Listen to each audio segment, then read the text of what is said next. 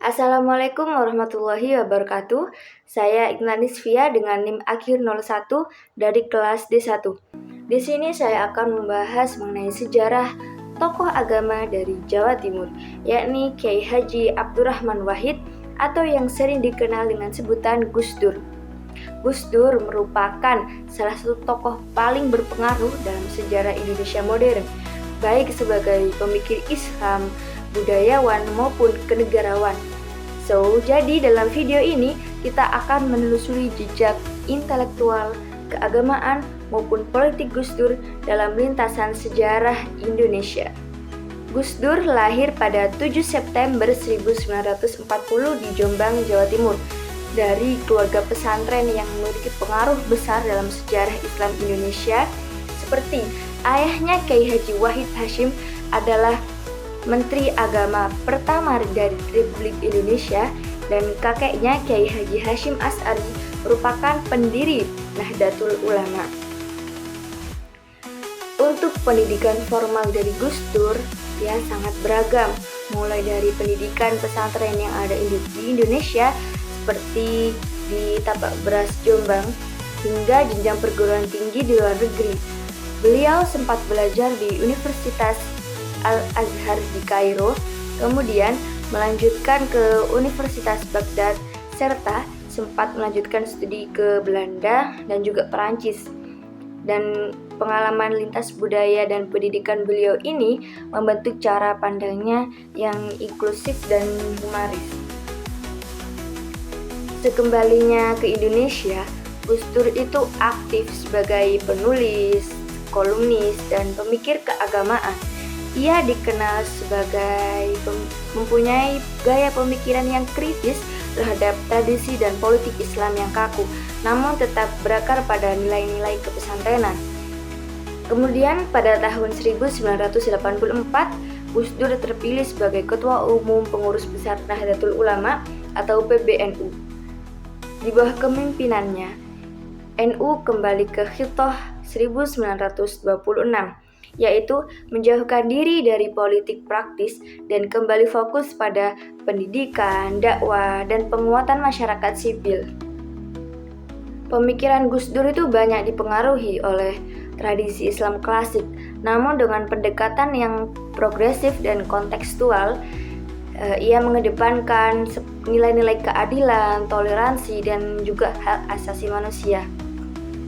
Salah satu kontribusi utamanya adalah gagasan tentang pluralisme, yaitu pengakuan bahwa keragaman agama, etnis, dan budaya adalah kekayaan bangsa yang harus dihormati. Gus Dur juga dikenal membela kelompok-kelompok minoritas, baik dalam konteks agama maupun konteks sosial. Di sini ada beberapa pemikiran-pemikiran dari Gus Dur. Yang pertama yaitu pribumisasi Islam. Islam itu harus berakar pada budaya lokal. Gus Dur menolak Arabisasi dalam praktik keagamaan. Contohnya, tradisi tahlilan, selamatan, ataupun maulid Nabi itu bukanlah bid'ah, tetapi bentuk ekspresi Islam lokal yang sah.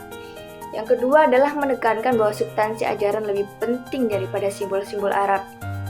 Untuk pemikiran yang kedua ialah toleransi dan pluralisme. Semua agama itu memiliki nilai-nilai kebenaran dan harus dihormati. Gus Dur itu menentang segala bentuk kekerasan atas nama agama. Ia selalu mendukung yang minoritas seperti Tionghoa yang mungkin sering dipinggirkan dalam struktur sosial dan keagamaan.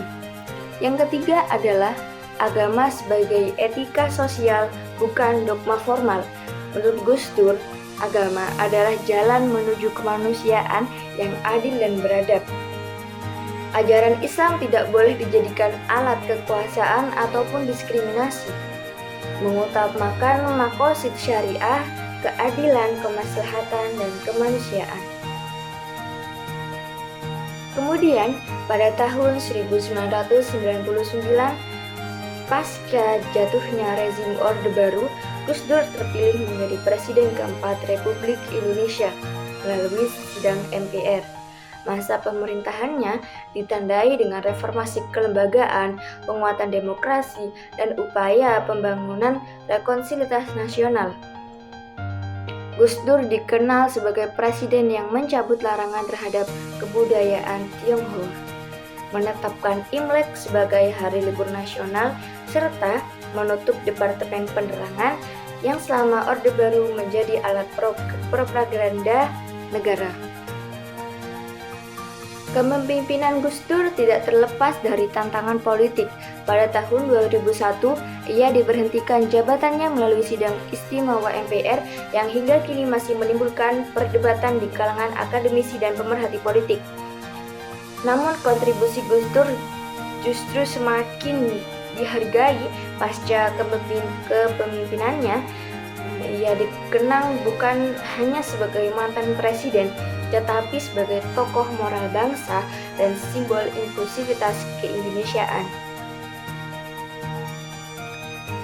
Kemudian pada akhir hayatnya, Gus Dur wafat pada 30 Desember 2009. Kepergiannya disambut duka mendalam dari berbagai kalangan.